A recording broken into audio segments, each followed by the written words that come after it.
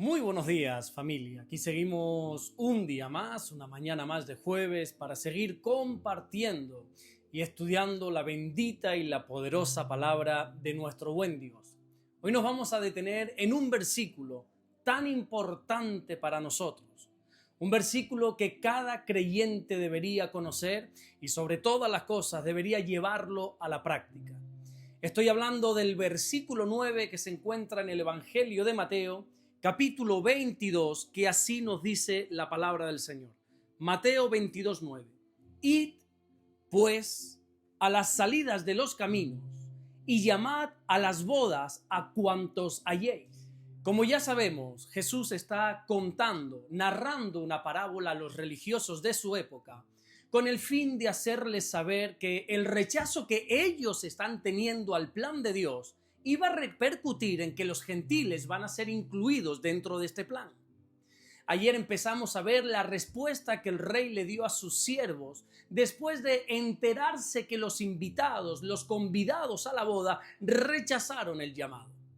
La primera respuesta que dio el rey fue: estas personas que han rechazado la invitación de bodas no son dignas.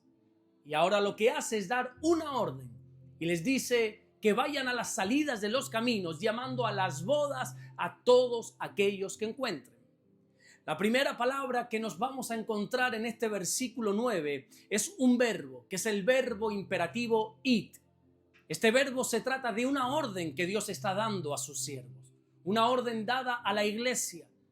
Más adelante vamos a encontrar a Jesús hablando ya sin tapujos, hablando más claramente, sin tener que usar parábolas, diciendo en el Evangelio de Marcos, en el capítulo 16 y en el versículo 15, id por todo el mundo y predicar el Evangelio a toda criatura. La idea que Dios tiene de la iglesia no es que nos encerremos en las cuatro paredes, sino que salgamos a predicar el Evangelio a las calles.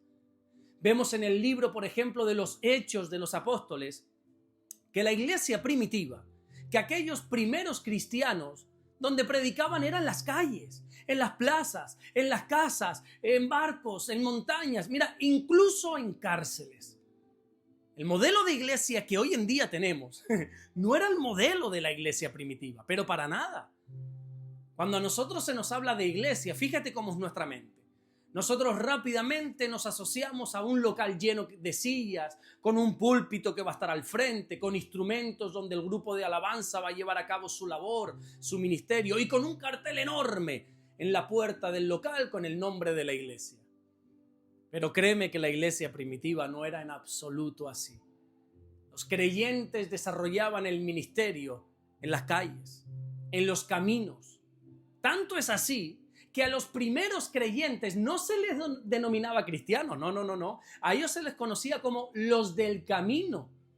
Fue muchos años después cuando en Antioquía se nos empezó a conocer como cristianos. Esto nosotros lo podemos ver en el libro de los Hechos, en el capítulo 11, versículo 26. Bueno, por cierto, se nos empezó a llamar cristianos de una manera totalmente despectiva, de una manera para ridiculizarnos. La gente pensaba que así nos iban a estar ridiculizando a los creyentes de Jesús. Lo que quiero decir con todo esto es que Dios ha creado su iglesia para que ejerza el llamado, la misión en la calle, fuera de las cuatro paredes. Claro, es cierto que un lugar de culto es muy beneficioso para la iglesia, eso no lo pongo en duda, porque allí nos reunimos, allí nos edificamos, allí tenemos comunión los unos con los otros. Pero recordemos que Jesús nos ha dado una orden que es la de ir por todo el mundo predicando el Evangelio a toda persona, a toda criatura. El rey de la parábola le dijo a sus siervos que tenían que ir a las salidas de los caminos. Y aquí el Señor, aquí Jesús, está dando un mensaje precioso que mira, quizá tú y yo no vamos a poder entenderlo del todo si no comprendemos cómo eran los caminos de aquella época. Jesús no está diciendo que vayan por los caminos haciendo el llamado de salvación. No, fíjate bien. Jesús está diciendo a las salidas de los caminos. Las salidas de los caminos era donde estaba la gente de a pie. Era por allí por donde transitaban los viajeros, los comerciantes, donde también estaban los mendigos, las personas marginadas de la sociedad. Las salidas de los caminos eran el punto de encuentro entre todo tipo de personas. Y lo que el Señor está tratando de decirle a estos religiosos es que el evangelio ya no iba a ser exclusividad de los judíos, sino que ahora se iba a abrir para todos los pueblos, para todas las razas, para todos los sexos, en definitiva, para todas las personas. Las salidas de los caminos nos recuerda que el plan de Dios es ir hacia donde está la gente, donde están las personas, y no esperar que sean ellas las que vengan. La invitación está abierta para todo el que quiera.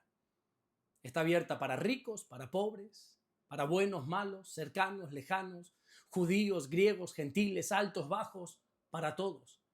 Ahora ojo aquí, atentos al mensaje que se tiene que dar. Porque Jesús en esta parábola dice que los siervos del rey tenían que llamar a las bodas a todos aquellos que se encontrasen. Es decir, que el llamado es a la boda, que como ya sabemos, esto representa a la eternidad, que es donde se va a llevar a cabo lo que nosotros llamamos las bodas del Cordero. El llamado que nosotros tenemos que hacer a toda persona es un llamado a la salvación. Nuestra predicación tiene que estar centrada en la salvación de Cristo. El evangelismo tiene que ser totalmente cristocéntrico. Aquí no se trata de hablar de una iglesia, no se trata de hablar de un sistema de trabajo, mucho menos hablar de una denominación, de un ministerio, bueno, y muchísimo menos aquí no se trata de hablar de un pastor en particular. Aquí se trata de hablar de Jesús. El mensaje que la iglesia tiene que dar a toda criatura es que Jesús murió por nosotros.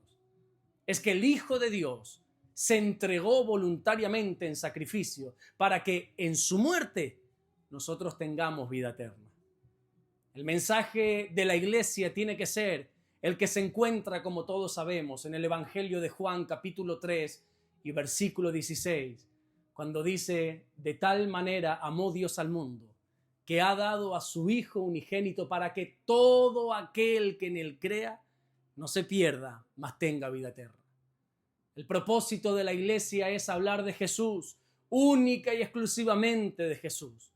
Nuestra predicación tiene que ser hablar de Él, exaltarle a Él, glorificarle a Él.